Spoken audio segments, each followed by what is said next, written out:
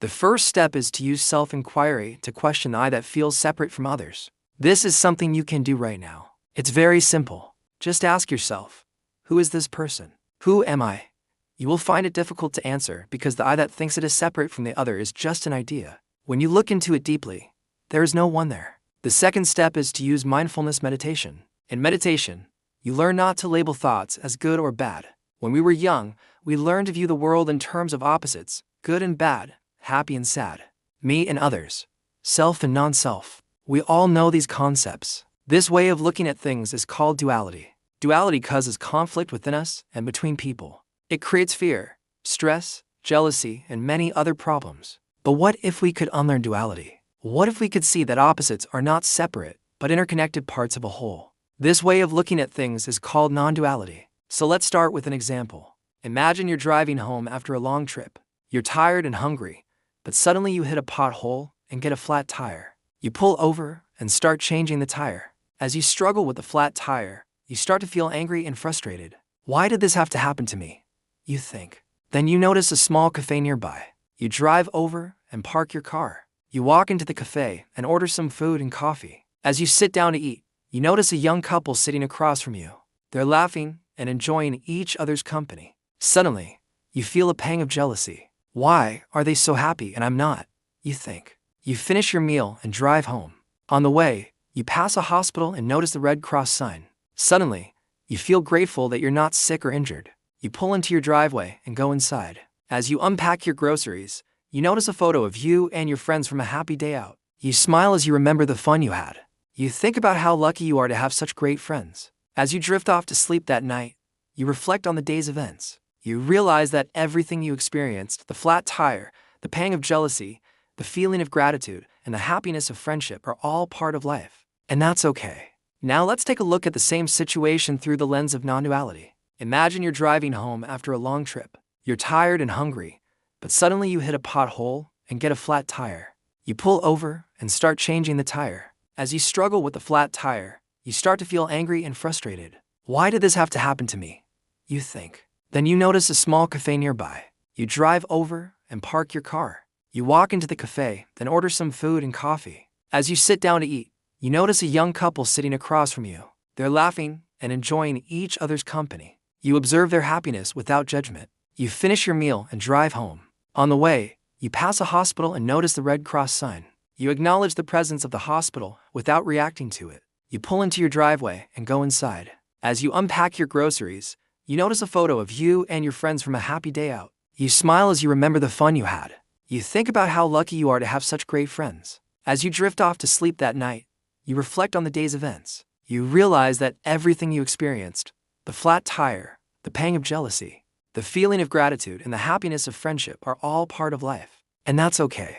In the first example, the person experiences each emotion as a separate event. They feel like they're being tossed around by the circumstances of life. In the second example, the person observes their emotions without judgment. They see that all of life's experiences are interconnected and that everything happens for a reason. This way of thinking is called non-duality. Duality is a way of looking at the world that is based on opposites. It's the belief that things are either good or bad, happy or sad, self or other. This way of thinking creates conflict both within us and between people. Non-duality is a way of looking at the world that sees all things as interconnected.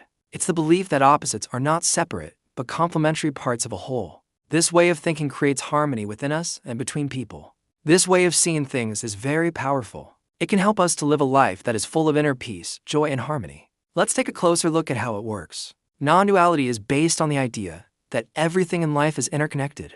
Nothing exists in isolation. Everything is part of a greater whole. This means that we can't truly be happy unless all of the parts of our lives are working together in harmony. When we try to pursue happiness in only one area of our lives, we often end up creating imbalance and dissatisfaction. For example, we might think that if we just get a better job, then we'll be happy. But if we don't also have a healthy body, strong relationships, and a sense of purpose, we won't be able to sustain that happiness. Another way that non-duality can help us to live a more harmonious life is by helping us to let go of judgment. When we see that everything is interconnected, we also see that everything is happening for a reason.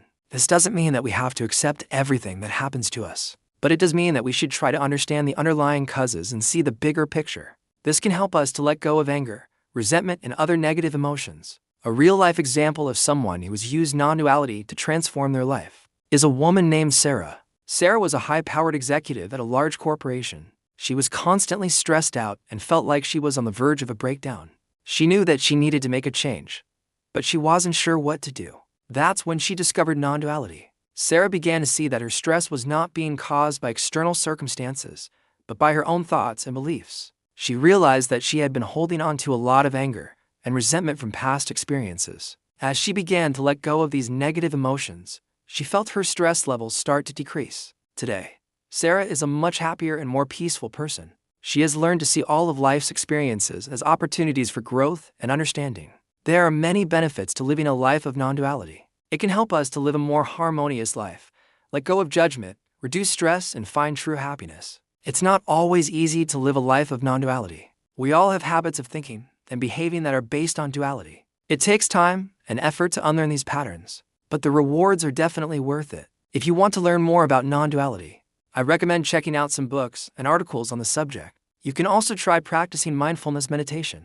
Mindfulness meditation is a practice that helps us to observe our thoughts and feelings without judgment. It's a powerful tool for anyone who wants to live a life of non-duality. We would love to hear about your experience with non-duality. Have you tried to apply this mindset to your own life? What were your results? Please share your thoughts in the comments below. We appreciate your feedback, and we hope that you continue to tune in for more insightful mental health tips and techniques. Thank you for watching. And now we would like to invite you to engage with us further. If you found this video helpful, please don't hesitate to like it. If you're new here, we encourage you to subscribe and stay updated with our latest content. And if you know someone who might benefit from this information, please share this video with them. Your support and participation help us to spread awareness and promote positive mental health.